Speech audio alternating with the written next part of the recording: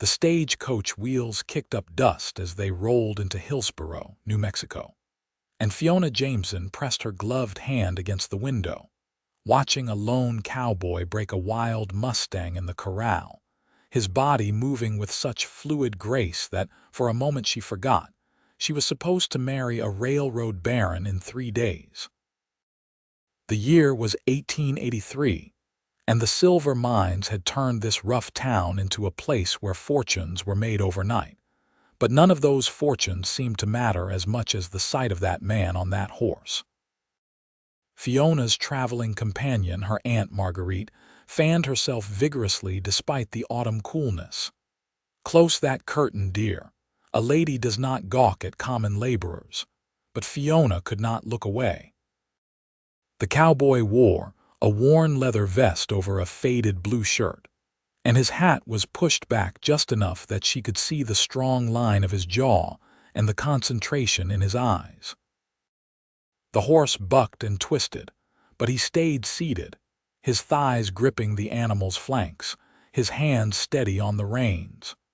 There was something honest about the scene, something real that her world of silk dresses and formal dinners had been missing.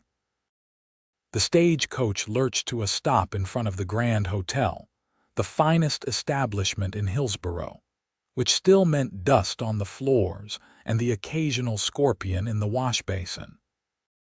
Fiona's father had already arrived 2 days prior to finalize the business arrangements that would accompany her marriage to Theodore Pemberton, a man she had met exactly twice in her life. Both times he had talked exclusively about railroad expansion and profit margins. As the driver opened the door and helped her down, Fiona's emerald traveling dress drew stares from the miners and ranchers on the street. She was used to that. What she was not used to was the way her eyes immediately sought out the corral again, searching for another glimpse of the cowboy. "Miss Jameson." Her father appeared on the hotel steps, his silver beard neatly trimmed, his suit immaculate despite the frontier setting. "You made good time. Come, Theodore is waiting inside to greet you properly." Fiona climbed the wooden steps, her heart heavy with obligation. The hotel lobby smelled of cigar smoke and whiskey, and Theodore Pemberton rose from a leather chair like a man accustomed to commanding rooms. He was perhaps 40, twice her age of 20, with thinning hair and soft hands that had never known hard labor. "Miss Jameson." He took her hand and kissed it perfunctorily. "You look well after your journey. I trust the accommodations were satisfactory." "Perfectly adequate, Mr. Pemberton." "Theodore, please. After all, we are to be wed on Saturday." His smile did not reach his eyes. "I have arranged a dinner this evening to introduce you to the local business leaders. Your father and I have several contracts to review beforehand." Of course they did. This marriage was a contract itself, Fiona thought bitterly. Her father's shipping company merged with Theodore's railroad interests. She was simply the seal on the agreement, worth her weight in stock certificates and property deeds. After settling into her room, Fiona found herself drawn to the window that overlooked the main street. The corral was visible in the distance, and the cowboy was still there, now brushing down the Mustang he had just broken. His movements were gentle, almost tender, as he ran the brush along the horse's neck. The animal, so wild moments before, stood calm under his touch. "Who is that man?" Fiona asked her maid, Clara, who was unpacking her trunks. Clara glanced out the window. "That would be Colt Jackson, miss. He works at the Rawlins Ranch just outside town. Folks say he is the best horse breaker in 3 counties. Has a way with animals that seems almost magical." "Does he come to town often?" "Most evenings, miss. He usually has a drink at the Silver Star Saloon and checks if anyone needs help with their horses. He is known for being honest and hardworking, though poor as a church mouse." Clara's tone suggested this was a terminal condition. That evening, Fiona endured dinner at a long table filled with men who spoke over her and around her, but never to her.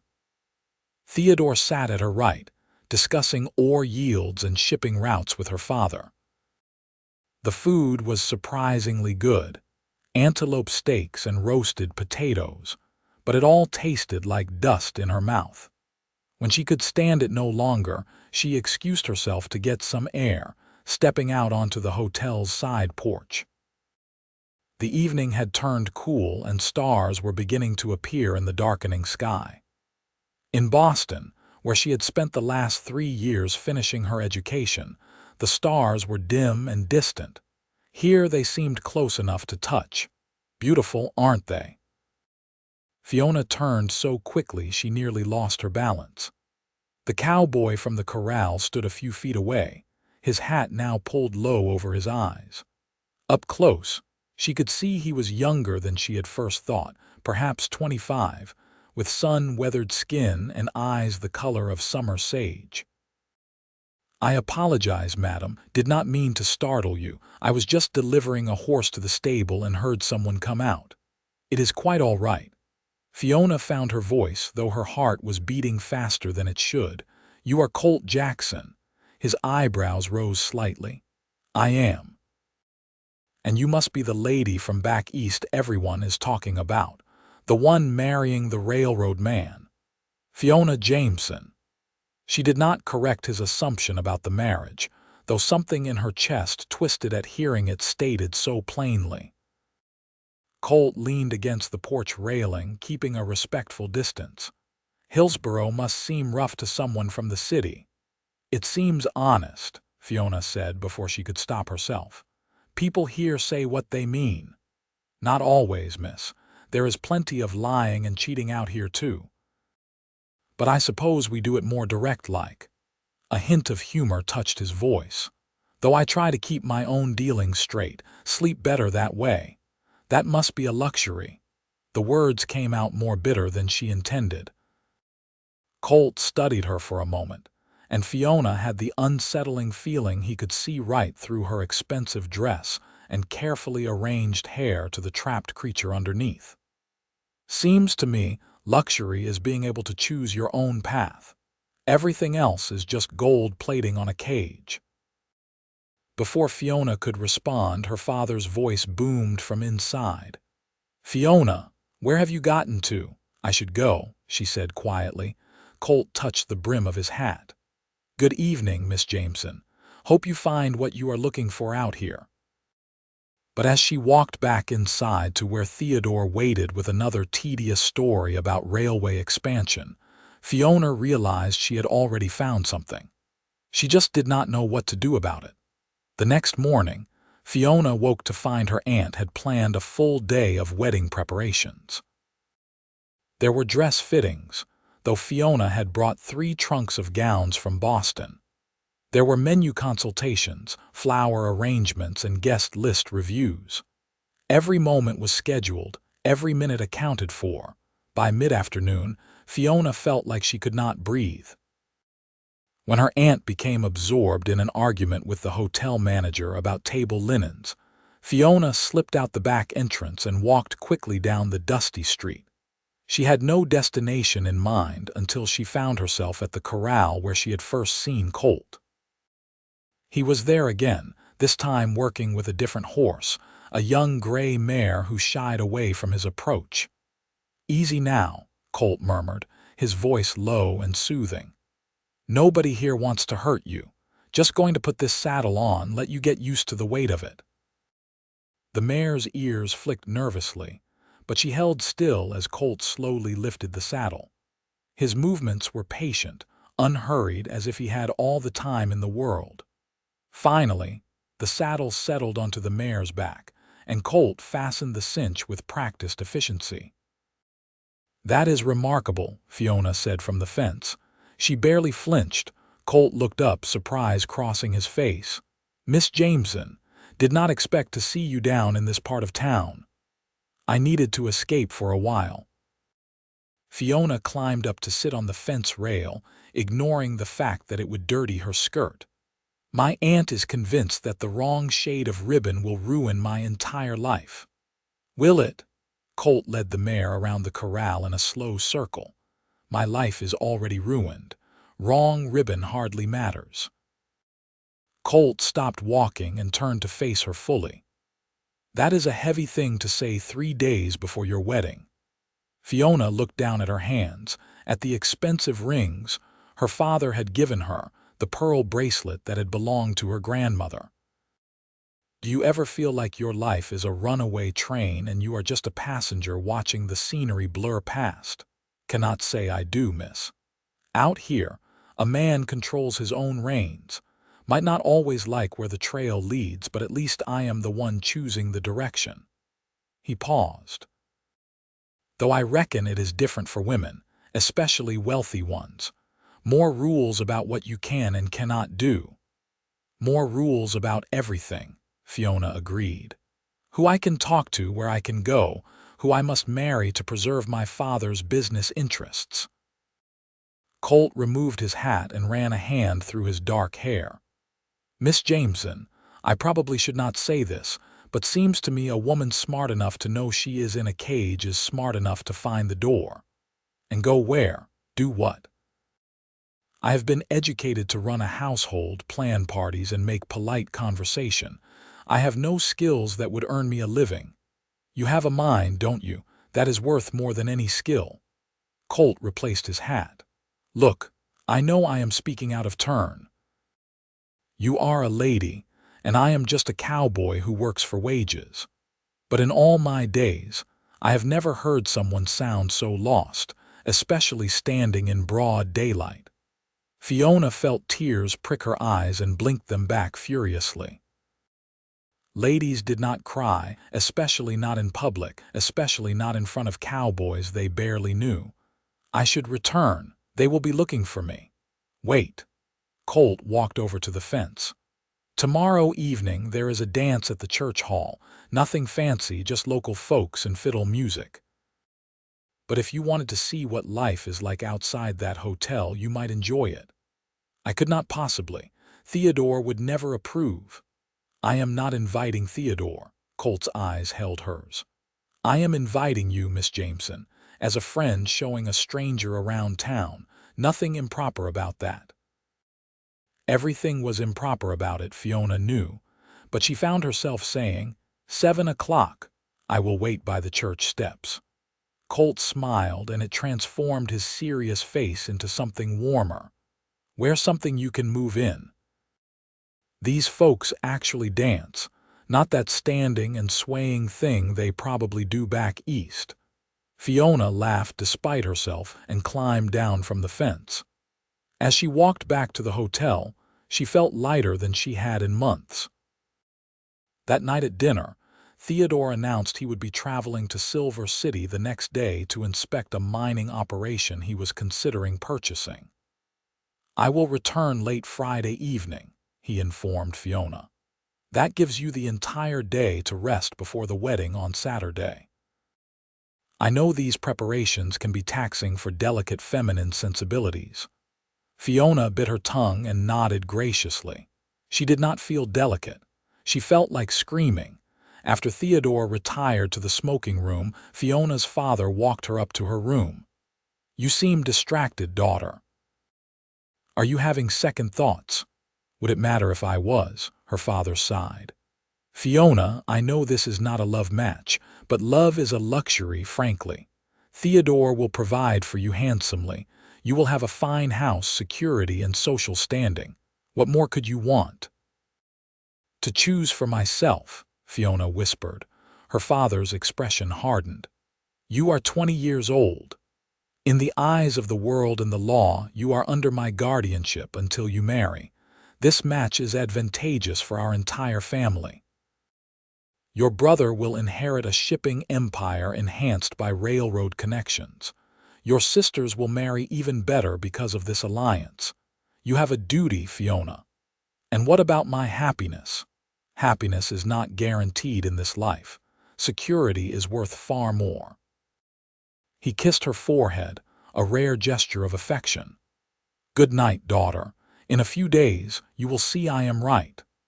But as Fiona lay in bed that night, staring at the ceiling, she did not think about security or duty.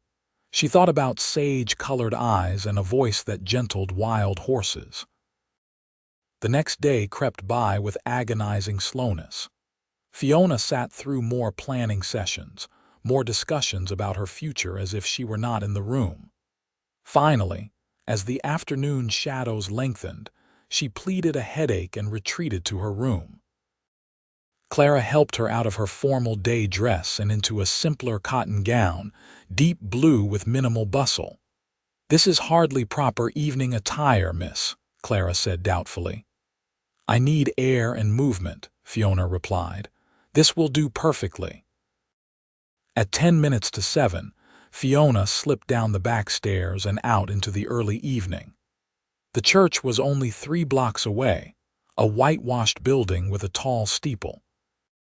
True to his word, Colt stood by the steps, wearing clean trousers and a white shirt that made his tanned skin seem even darker. He had shaved, and his hair was still damp from washing. "You came," he said, and there was genuine surprise in his voice.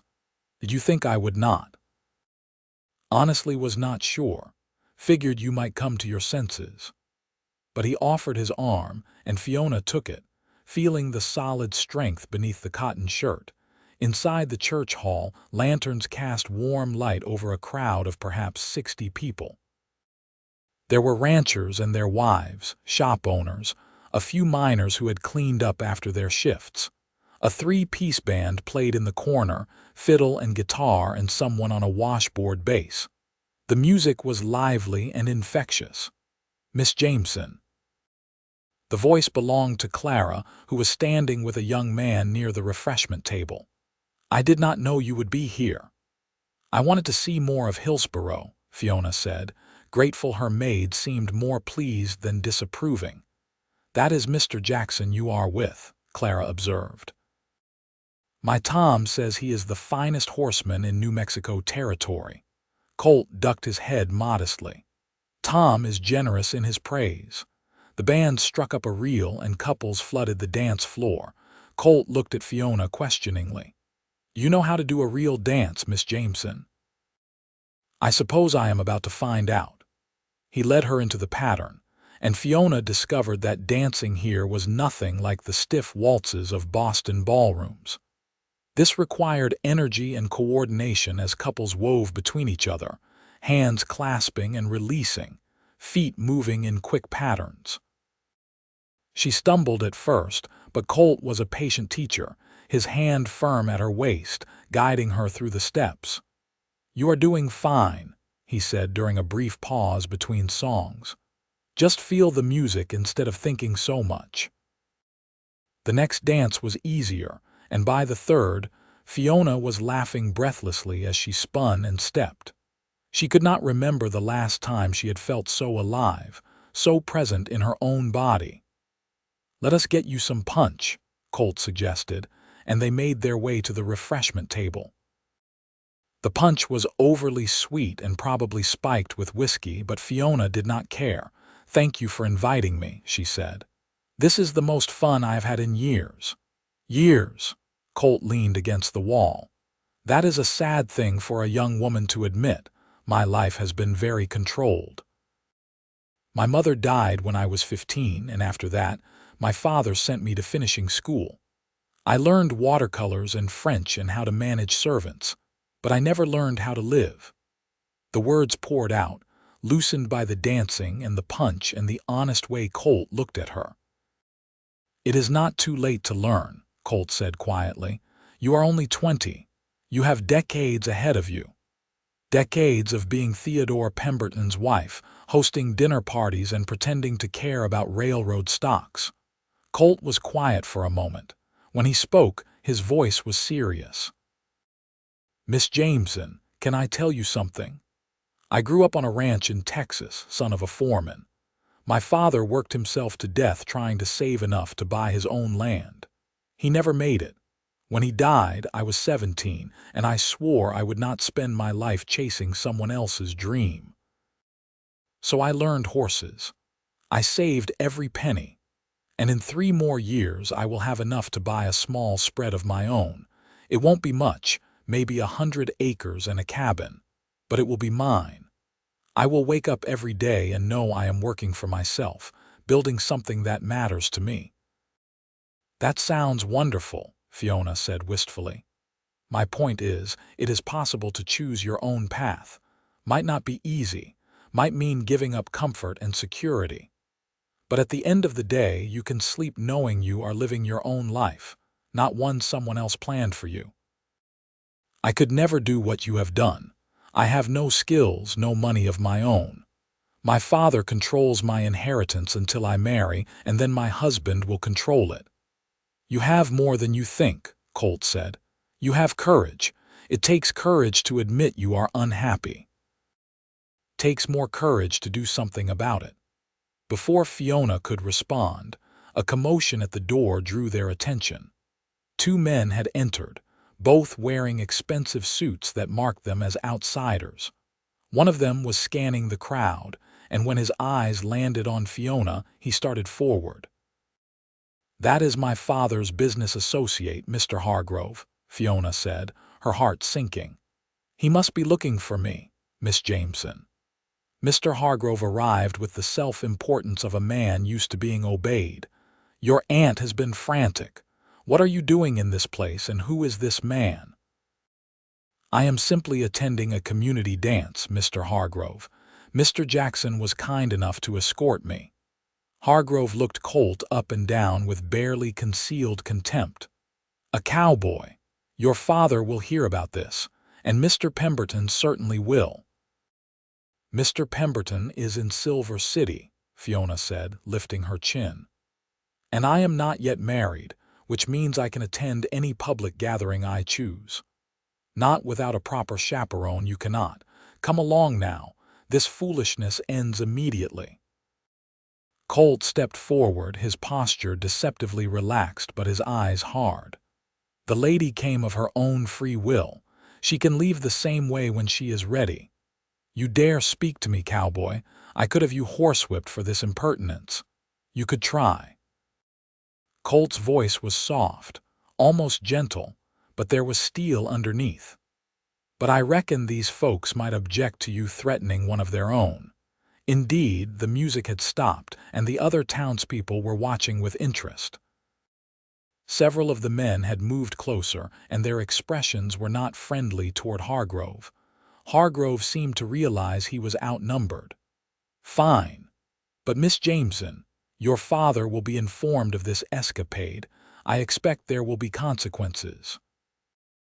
After Hargrove stormed out, the party resumed, but the joy had gone out of the evening for Fiona. She turned to Colt.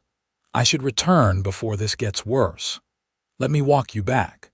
They left the church and walked slowly through the quiet streets.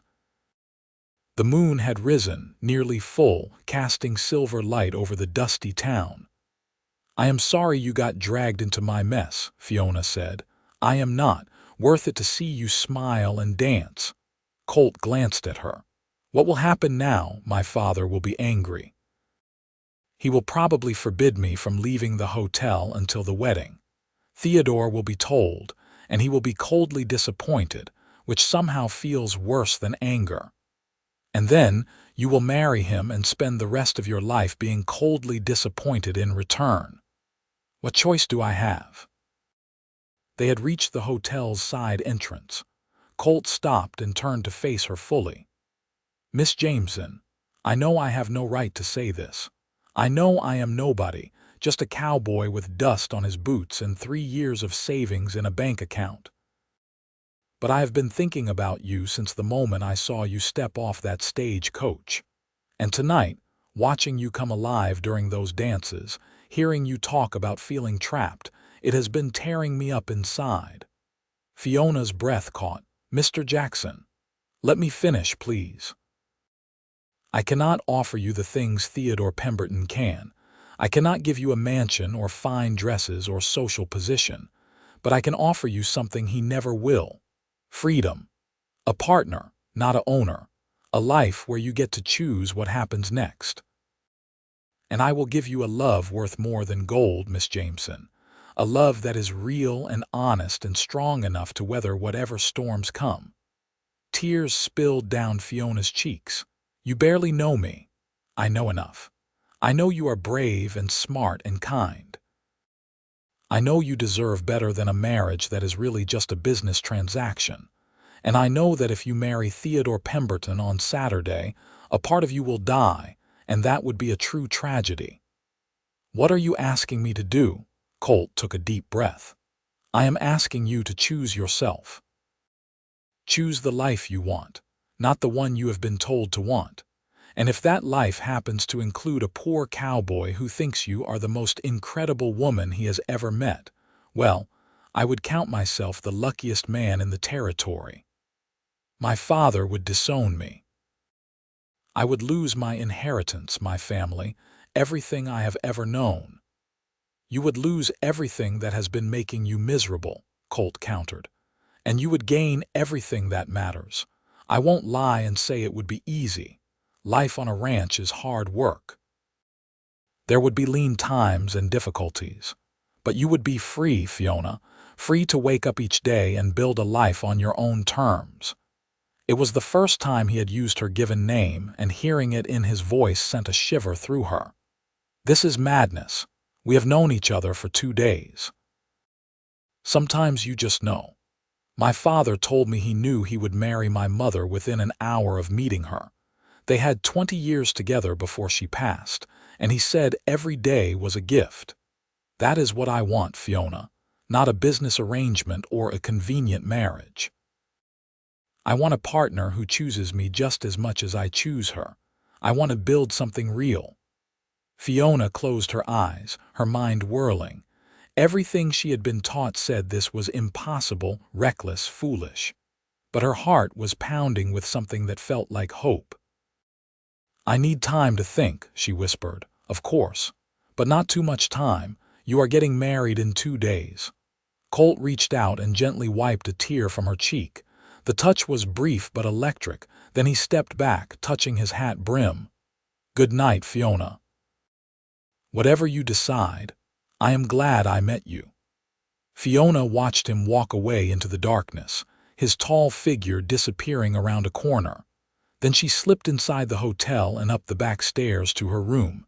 As expected, her father was waiting, along with her aunt and a very agitated Mr. Hargrove. The lecture that followed was epic, covering everything from her behavior to her ingratitude to the scandal she was creating.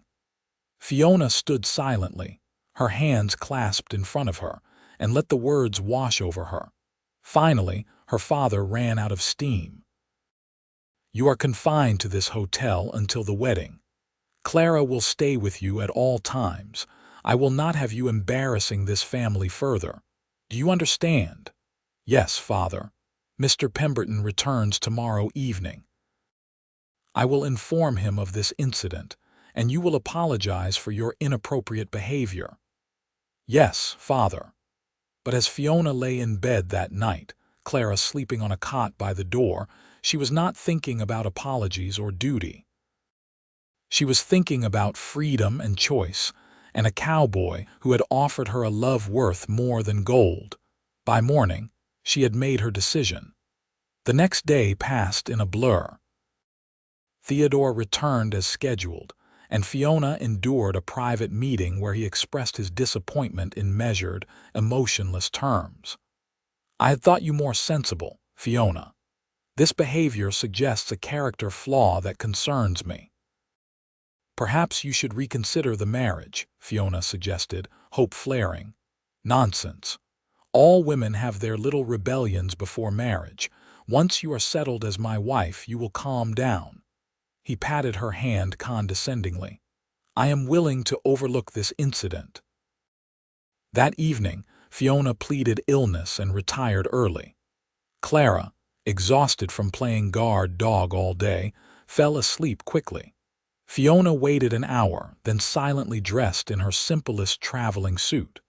She packed a small bag with necessities, leaving behind all the expensive jewelry and gowns.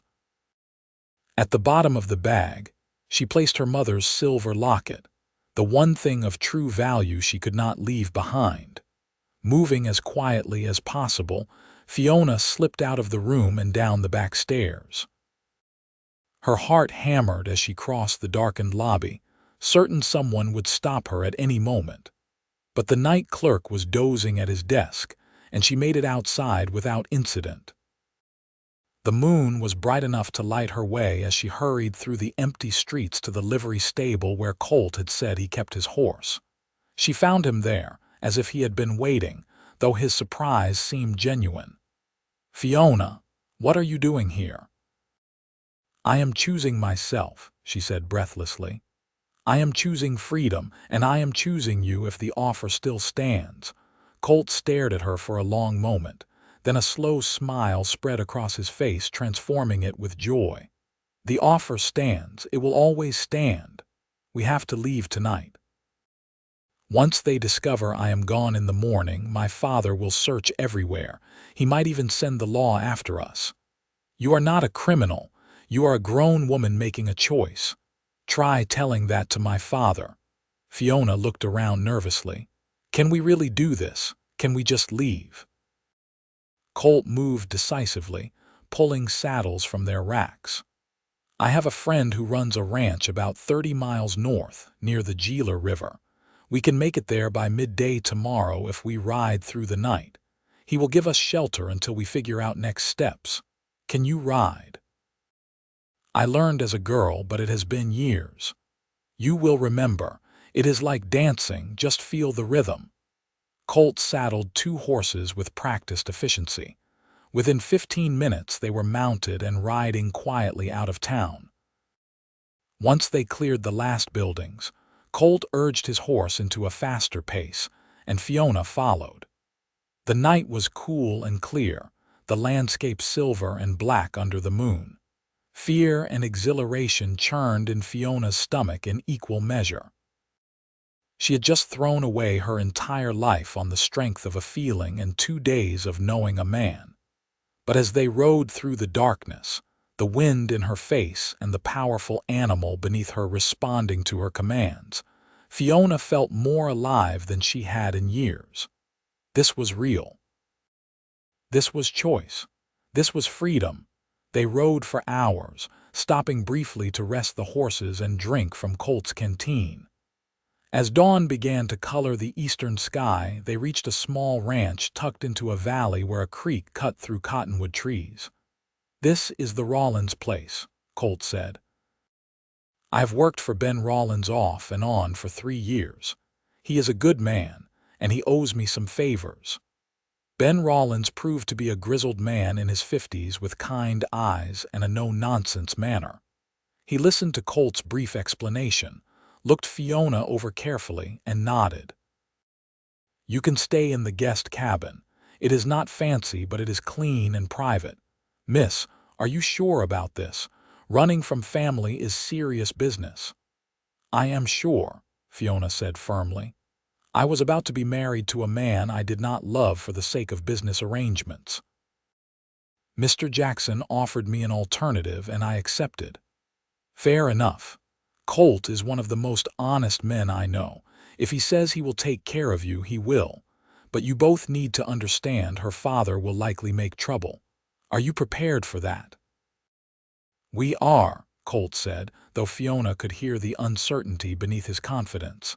The guest cabin was indeed simple, a single room with a bed, a table, and a small stove. But it had a window overlooking the creek, and wildflowers grew in patches of sunlight. "You should rest," Colt said. "We can figure out our next move after you have slept." But Fiona did not want to sleep. The adrenaline of the escape was fading, replaced by the reality of what she had done.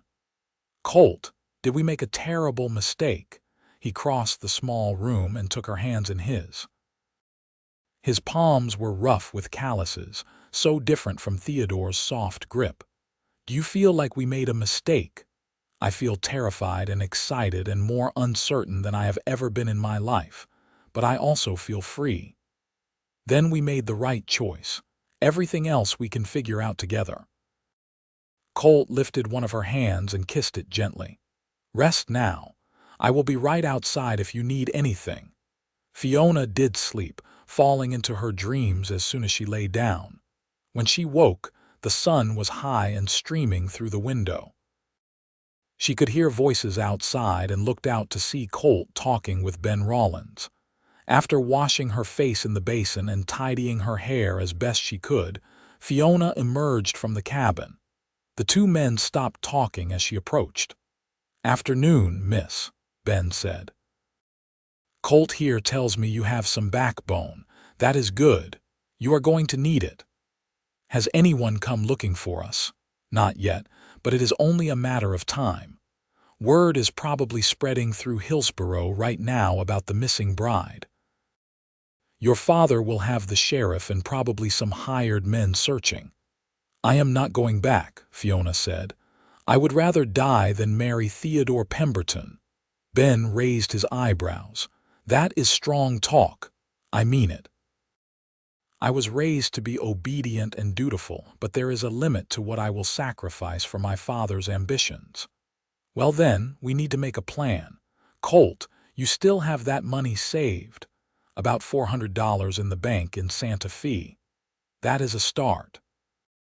"Miss Jameson, do you have any resources?" Fiona shook her head. "Only what I am wearing and a few personal items. My inheritance is controlled by my father until I marry." "So you gave up everything to run off with this cowboy?" Ben's tone was neutral, but his eyes were assessing. "Yes."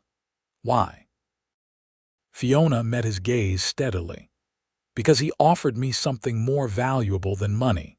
He offered me the chance to be myself, to build a life based on love and partnership rather than obligation and commerce. That is worth any price." A slow smile crossed Ben's weathered face. "I see why you like her, Colt. She has spirit." He turned back to Fiona. "Here is what I suggest. You two stay here for a week or so until the initial search dies down. Meanwhile, Colt can work for me, earn some money. When things settle, you head west to California or maybe north to Colorado. Start fresh where no one knows you." "But my savings are in Santa Fe," Colt protested. "That is in the opposite direction, and going there now would be walking right into trouble. Your savings will keep. Right now you need to disappear. I can stake you enough to get started, and you can pay me back when you are established." Colt looked uncomfortable. "Ben, I cannot take charity." "It is not charity, it is a loan. Besides, you have worked for me plenty of times for less than you deserved. I owe you." The next week passed in a strange suspension of time. Fiona helped Mrs. Rollins with the household work, learning to cook over a wood stove and wash clothes in a creek. Her hands, soft and uncalloused, developed blisters that turned to tougher skin. Her elaborate hairstyles gave way to simple braids. The fine lady from Boston transformed into something new. Colt worked from dawn to dusk, breaking horses and mending fences. But each evening he spent time with Fiona, and they talked as the sun set and stars emerged. She learned about his childhood in Texas, his dreams of owning land, his love of horses and open spaces. He learned about her mother's death, her lonely years at finishing school, her love of books, and her secret dream of teaching. "You could teach," Colt said one evening as they sat by the creek. "Once we are settled somewhere, you could start a school. I have no credentials. Out here, credentials matter less than knowing your subjects and caring about students. There are children all over the frontier who need education." The idea took root in Fiona's mind, growing into a real possibility. She could contribute, could be more than just a wife. She could have a purpose. On the 8th day, a rider came to the ranch. He spoke privately with Ben, then rode off again. Ben found Fiona and Colt in the barn. "Your father has hired a detective agency out of Denver," he said bluntly. "They are offering a reward for information leading to your return, Miss Jameson. $500. That is enough money to tempt a lot of folks." Fiona felt cold. He really will not let this go. You are his daughter and his property in his eyes. Men like that do not take well to being defied. Ben looked at Colt. You need to leave tonight. I will give you supplies and enough money to reach Colorado. Head for Durango. I have a cousin there who runs a horse ranch. He will give you work and keep his mouth shut about your past. Ben, I cannot ask you to risk so much for us, Colt said. You are not asking. I am offering. Besides, I never liked the sound of that railroad man. Anyone who treats marriage like a business deal deserves to lose. Ben clapped Colt on the shoulder. Now go get ready. You leave at dark. That evening, Fiona and Colt set out again, this time with a pack horse carrying supplies. Mrs. Rollins had hugged Fiona tightly before they left. You are braver than you know, girl. Not many have the courage to choose love over comfort. The journey to Colorado took 2 weeks of hard riding. They avoided towns, camping in remote areas and buying supplies from isolated ranches. Slowly, Fiona became a competent horsewoman, learning to read the land and handle the challenges of trail life. They also learned each other. Camping under the stars, cooking over open fires, navigating the difficulties of travel without the cushion of wealth, Fiona discovered that Colt was patient and resourceful. He taught her to fish in mountain streams and identify edible plants. He was gentle with the horses and with her, never pushing her beyond her limits but always encouraging her to try. And they fell deeper in love. It was not the dramatic passion of novels, but something quieter and stronger. It was Colt adjusting her stirrups without being asked when he noticed her discomfort. It was Fiona learning to make coffee the way he liked it. It was conversations that lasted hours and comfortable silences that needed no filling. One evening, camped in a meadow filled with wildflowers, Colt took Fiona's hand. I know this is not the life you were raised for. I know it is hard and uncertain and sometimes scary. Are you having regrets? Fiona looked at their joined hands, his so much larger and rougher than hers. Then she looked at his face, at the concern and love shining in his eyes. My only regret is not meeting you sooner. Every day with you is better than the best day of my old life. I am exactly where I want to be. Colt pulled her close, and they kissed as the sun set behind the mountains. It was their first real kiss, and it felt like a promise. They reached Durango in late October. Ben's cousin, Tom Rollins, was indeed willing to help. He hired Colt immediately and offered them a small house on the property in exchange for reduced wages. This work is temporary, Tom warned. Winter is coming and I won't need you come spring, but it will get you started. The house was tiny, barely 3 rooms, but it was theirs. Fiona scrubbed it clean while Colt worked, and gradually they made it home. She bought fabric and made curtains. Colt built shelves and a better bed frame. They were building something together, and every nail hammered, every meal cooked, every evening spent talking and planning felt like an investment in their shared future. One afternoon in November, Fiona was at the general store buying flour when she overheard 2 women talking. Did you hear about that poor girl from back east? The one whose father is still searching for her. Apparently she was kidnapped by some cowboy. I heard she ran away willingly. Either way, it is scandalous. Her father is offering $1,000 now for information. $1,000. That is a fortune. Fiona quickly finished her purchase and hurried home. When Colt returned that evening, she told him what she had heard. He has doubled the reward, Colt said grimly. That is serious money. Someone will eventually talk. What do we do? Colt was quiet for a long time. Finally, he said, we get married. Legal marriage might not stop your father, but it will make things more complicated. You would be my wife, not his unmarried daughter. That changes things legally. I thought you would never ask, Fiona said, managing a smile despite her fear. They found a circuit preacher passing through Durango the next week. With Tom Rollins and his wife as witnesses, Fiona Jameson became Fiona Jackson in a simple ceremony in the preacher's tent. She wore her best dress, which was showing signs of hard use, and Colt wore his cleanest shirt. There were no flowers or music, no guests or fancy wedding breakfast. But when Colt slipped a simple gold band on her finger, a band he had spent half his savings on, and said, "I promise to love and honor you all the days of my life," Fiona felt more married than any elaborate ceremony could have made her. That night, in their small house, they became husband and wife in every sense. It was tender and awkward and perfect, and Fiona fell asleep in Colt's arms feeling completely safe for the first time since leaving Hillsboro.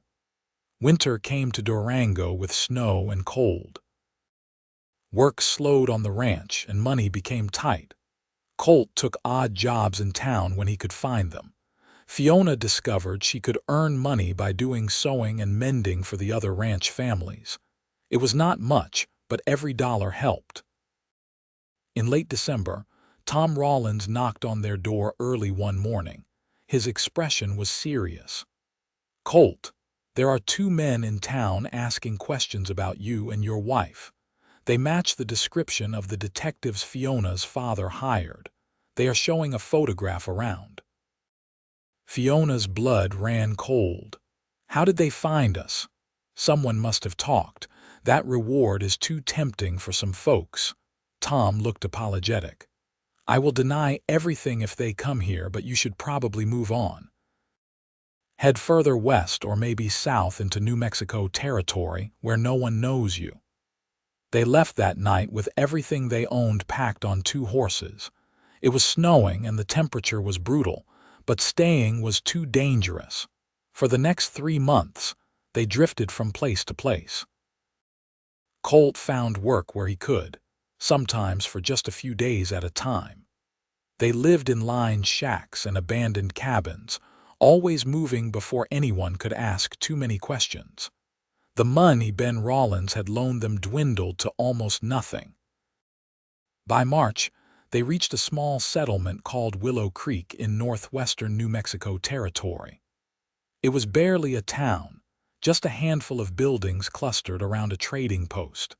But there was a ranch nearby, the Double H, and the owner was looking for a horse breaker. James Holloway was a rough man with sharp eyes who looked Colt and Fiona over carefully. "You 2 look like you have been living hard, running from something." "From my father," Fiona said, deciding honesty was their best option. "He arranged a marriage I did not want. Colt and I fell in love and I chose him instead. My father has hired detectives to find me." "Your father must be rich to afford detectives," Holloway observed. "He is. But I gave up that money when I left.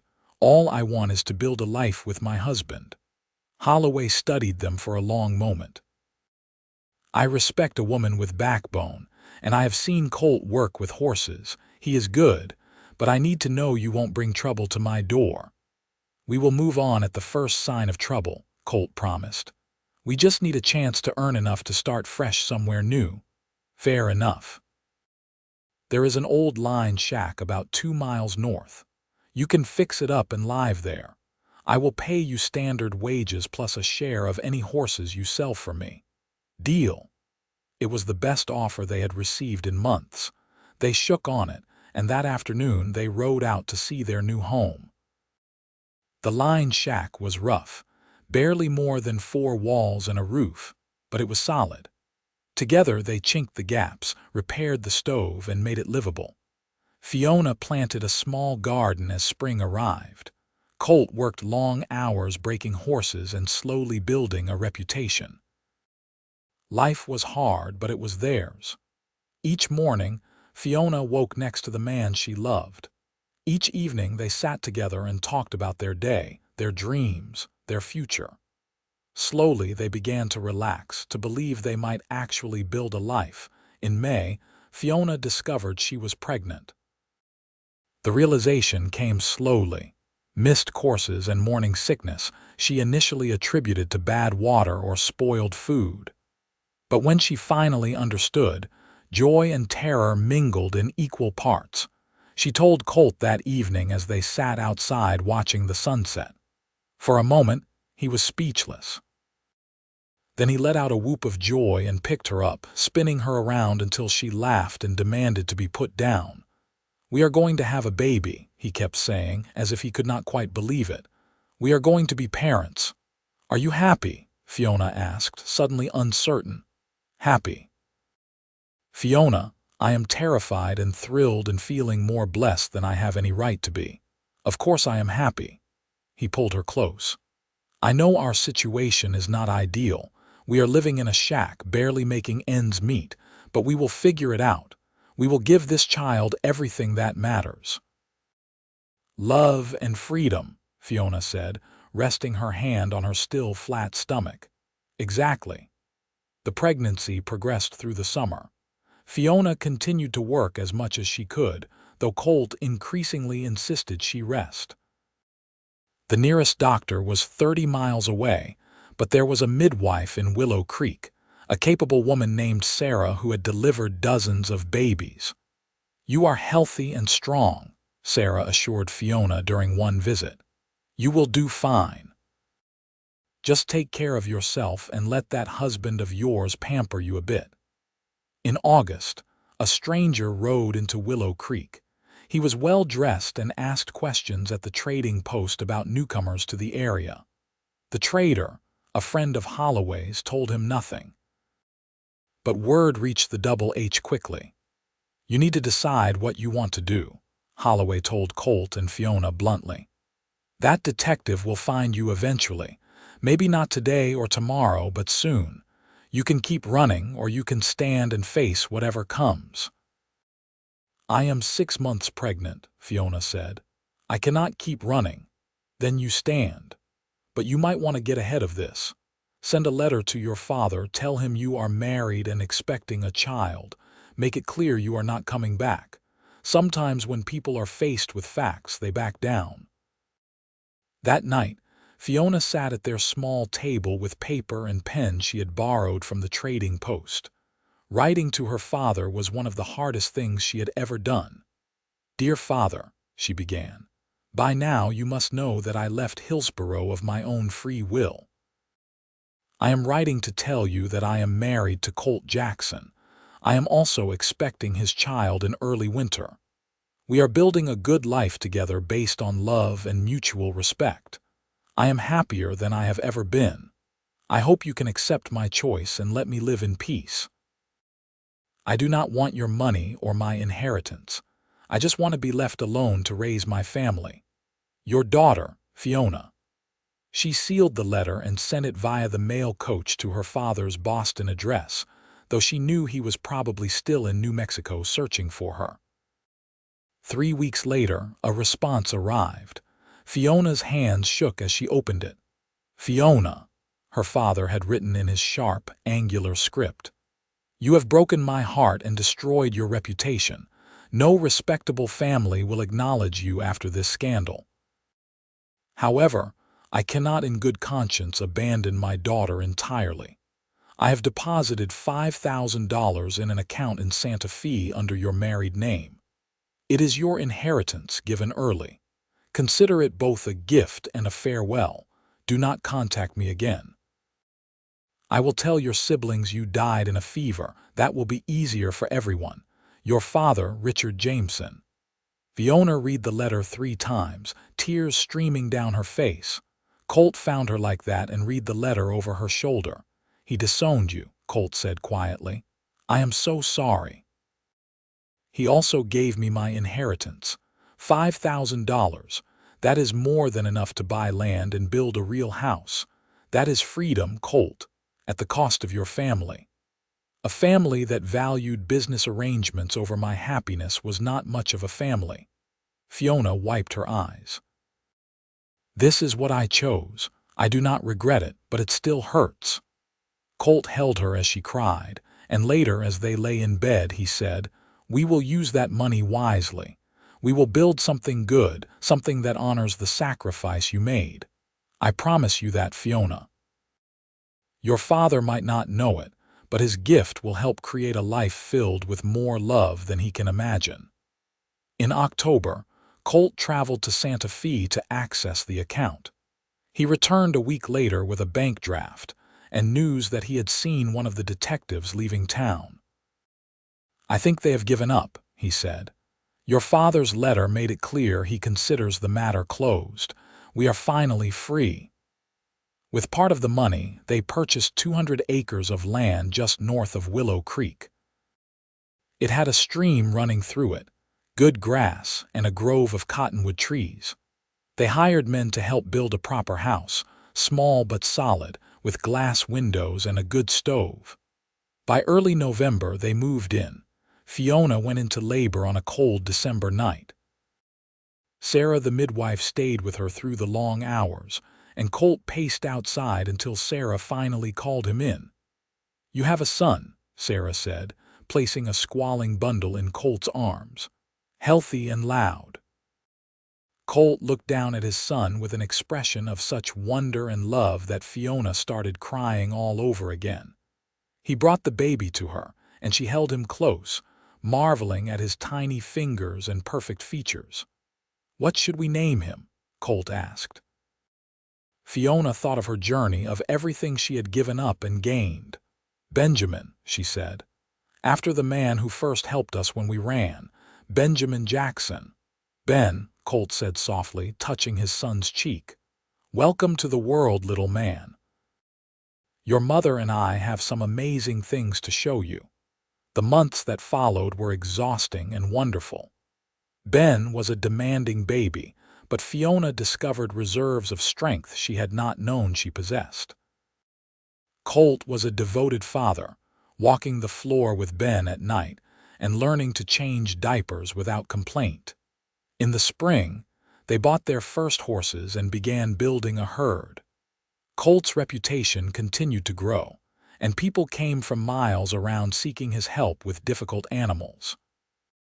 Fiona started teaching basic reading and arithmetic to the children of neighboring ranches, holding classes in their front room twice a week. Life was full and busy and sometimes overwhelming, but it was theirs. They had built it together from nothing, and every achievement felt earned. 2 years after Ben's birth, Fiona gave birth to twin girls, Emily and Grace. Their house suddenly felt very small and very loud, but Fiona could not imagine it any other way. Colt built an addition, and their home grew along with their family. One evening, when Ben was 5 and the twins were 3, Fiona stood in the doorway watching Colt teach Ben to rope a fence post. The girls were playing in the dirt, laughing at something only they understood. The sun was setting over the mountains, painting the sky orange and pink. "Are you happy?" The question came from Sarah, who had stopped by to check on the girls after a bout of fever. "More than I ever dreamed possible," Fiona said honestly. "Sometimes I think about what my life would have been like if I had married Theodore Pemberton. I would probably be living in a mansion, wearing expensive dresses, hosting tedious dinner parties. I would have everything money could buy. But not this," Sarah said, gesturing at the scene before them. "No, not this. Not a husband who is also my best friend. Not children who are growing up free and loved. Not the satisfaction of building something with my own hands." Fiona smiled. "Colt promised me a love worth more than gold. He kept that promise every single day." As the years passed, the Jackson Ranch prospered. They never became wealthy by the standards of Fiona's childhood, but they were comfortable. More importantly, they were happy. Ben grew into a serious, thoughtful boy who loved horses as much as his father. Emily was adventurous and bold, always climbing trees and exploring. Grace was quieter, with a gift for music and art. Colt and Fiona added 2 more children over the years, another boy named Thomas, and a daughter named Margaret. Their house expanded again, becoming a sprawling, comfortable place filled with noise and love. Fiona's teaching grew into a proper school. With Colt's help, they built a schoolhouse on their land, and children came from all the surrounding ranches. Fiona taught reading, writing, arithmetic, and history. She loved seeing young minds open to new ideas, and many of her students went on to further education. In their 15th year of marriage, Fiona received a letter from Boston. It was from her younger sister, Catherine, who had tracked her down through some careful investigation. "Dear Fiona," Catherine wrote, "Father told us you died, but I never believed it. I have searched for years and finally found you through a Teachers Association registry. I am so glad you are alive. Father passed away last year. He was bitter until the end, but before he died, he admitted he had been wrong about you. He said you had more courage than any of his children, and he regretted driving you away. I know this does not undo the years of separation, but I thought you should know. Your siblings would like to know you again if you are willing. We have families of our own now, and we would love for our children to know their cousins. Please write back. Your loving sister, Catherine." Fiona showed the letter to Colt. "What do you think?" "I think that is your decision," Colt said. "They are your family. If you want to reconnect, I support that. If you would rather leave the past in the past, I support that too." Fiona thought about it for several days. Finally, she wrote back to Catherine.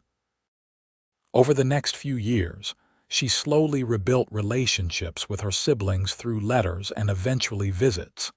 It was not the same as having never been apart, but it was something. Her children gained aunts and uncles and cousins, and her family slowly healed.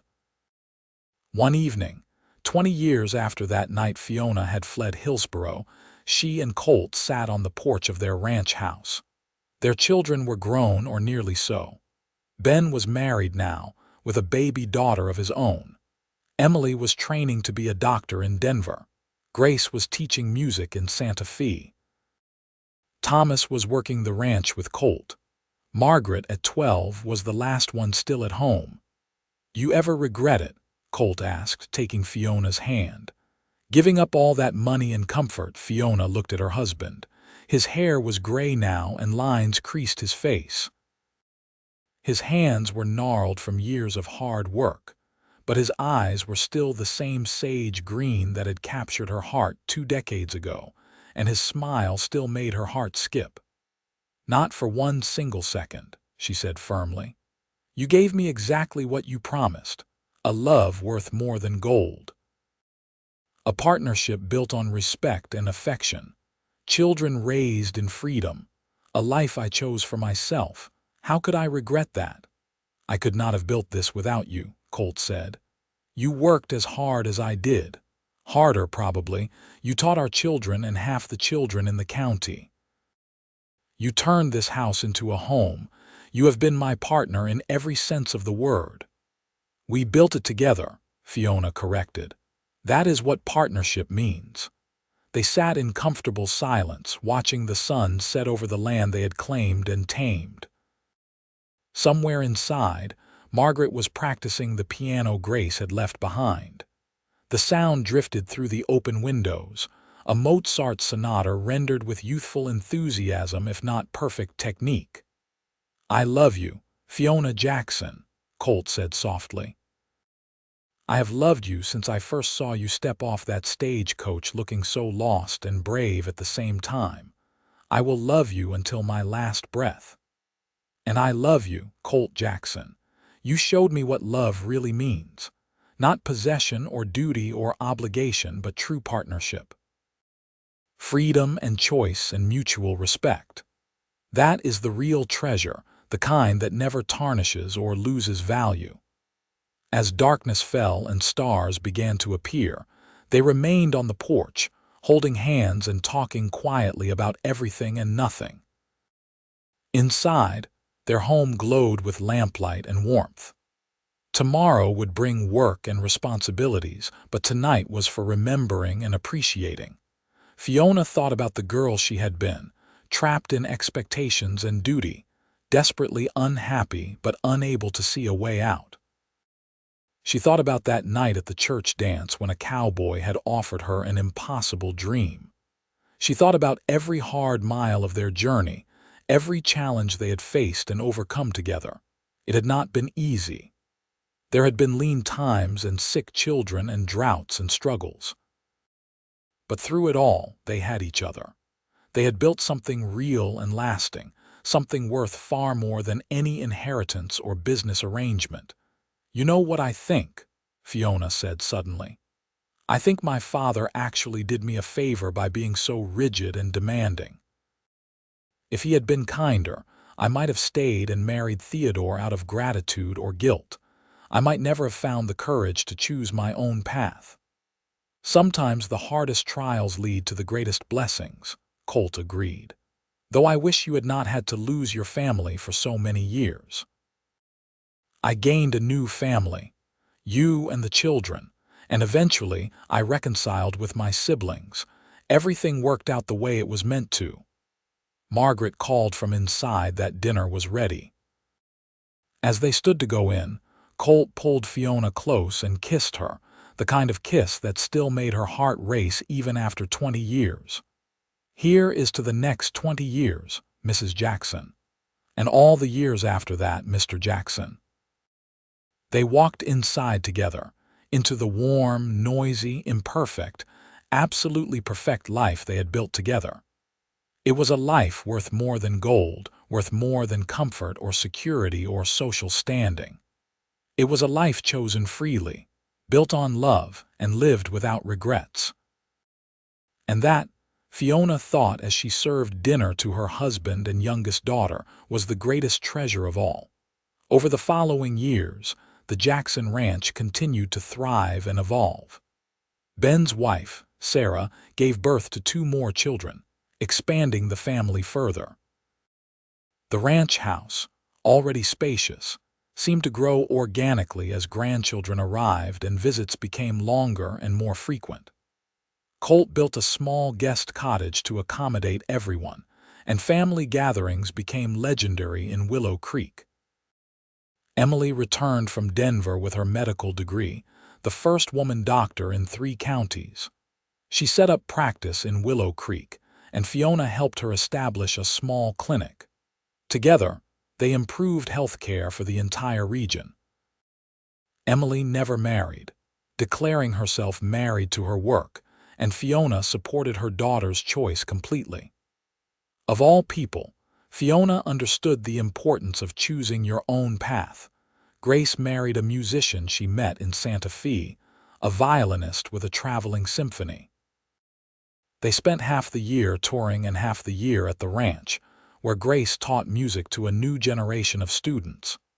Her husband, Daniel, was gentle and artistic, and Colt took to him immediately despite their different backgrounds. Thomas proved to be a natural rancher with innovative ideas about breeding and land management. He expanded the horse operation and began raising cattle as well. At 25, he married the daughter of a neighboring rancher, and they built a house on the eastern section of the Jackson property. Fiona loved watching her son grow into a leader, someone who treated his workers fairly and his animals humanely. Margaret, the baby of the family, surprised everyone by announcing at 18 that she wanted to be a teacher like her mother. She attended the new state college in Las Cruces and returned with a teaching certificate and a passion for education reform. She took over the school from Fiona, bringing new methods and ideas while respecting her mother's foundation. As Colt and Fiona moved into their 50s, they gradually stepped back from the day-to-day operations of the ranch, letting Thomas take the lead. This gave them time to pursue other interests. Colt began writing articles about horse training for national agricultural journals. Fiona started a lending library in Willow Creek, housed in a building Colt constructed specifically for that purpose. They traveled too, something Fiona had never imagined doing. They visited Grace in San Francisco and saw the ocean for the first time. They traveled to Denver to watch Emily receive an award for her medical work. They even made a trip to Boston, where Fiona reunited with her siblings properly for the first time in 30 years. Catherine had aged well, her hair gray but her smile warm. She embraced Fiona tightly. "You look happy," she said. "Truly happy. I used to envy you that even when we thought you were dead, you had the courage to choose your own life." "It was not courage at first," Fiona admitted. "It was desperation and a little bit of madness, but it turned out to be the best decision I ever made." Meeting Fiona's siblings' families was bittersweet. She saw glimpses of what her life might have been, comfortable and conventional. But she also saw the constraints, the expectations, the subtle ways her nieces especially were being shaped and limited. Her own daughters had grown up wild and free by comparison, encouraged to pursue their passions and make their own choices. On their last night in Boston, Catherine asked the question Fiona had been expecting. "Do you ever wonder what would have happened if you had married Theodore Pemberton?" "Sometimes," Fiona said honestly, "but only in an abstract way, like wondering what would have happened if I had been born in a different country. That path was never really mine. Marrying Colt was the first real choice I ever made for myself, and every day since has been a choice too. I chose our life together, I chose to work hard, I chose to teach, I chose to build something meaningful. None of that would have been possible as Theodore's wife. He remarried, you know," Catherine said, "a woman from Philadelphia society. They have 3 children and a very proper, very boring existence. He is exactly as wealthy and exactly as emotionless as he was when you were engaged. Then I am glad I ran. I would have withered in that life." Back in New Mexico, Fiona felt a renewed appreciation for everything she had built. The ranch was home in a way Boston never could be again. The wide open spaces, the mountains in the distance, the creek that ran through their property, all of it was intimately familiar and deeply loved. On their 25th wedding anniversary, Colt surprised Fiona with a gift. It was a book, leather-bound and beautiful, filled with blank pages.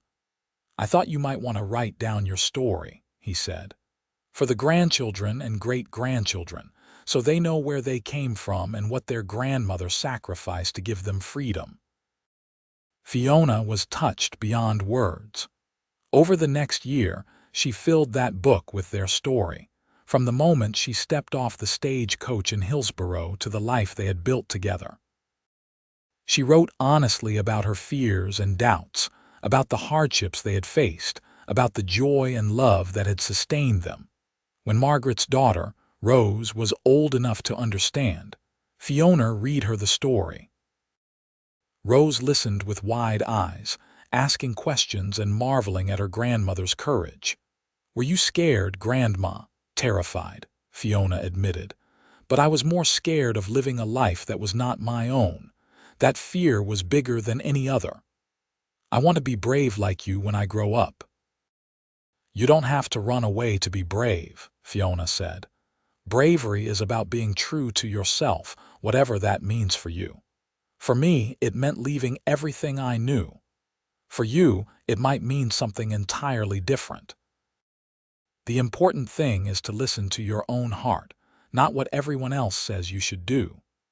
As Colt and Fiona entered their 60s, their health remained remarkably good despite the hard years of their youth. Colt still rode every day, though his movements were slower and more careful. Fiona still taught occasionally, though Margaret had taken over most of the classes. They spent their days working in the garden Fiona had expanded over the years, now a lush space filled with vegetables, herbs, and flowers. They read together in the evenings, sharing books and discussing ideas. They played with their growing number of grandchildren, telling stories and teaching skills. One summer afternoon, Ben brought his oldest daughter to visit. At 16, Sarah was preparing to leave for school in the East, and she seemed troubled. "What is wrong, little one?" Fiona asked. using the nickname from Sarah's childhood. Grandmother, how did you know grandfather was the right choice? How did you know you were not just being foolish? Fiona looked at Colt, who was playing horseshoes with Sarah's younger brothers. Despite his age, he was still lean and strong, still moved with that same grace that had first caught her eye. I did not know, Fiona said honestly. Not with absolute certainty, but I knew that marrying Theodore Pemberton was absolutely the wrong choice. I knew I would rather risk everything on a possibility than accept a certainty that would make me miserable.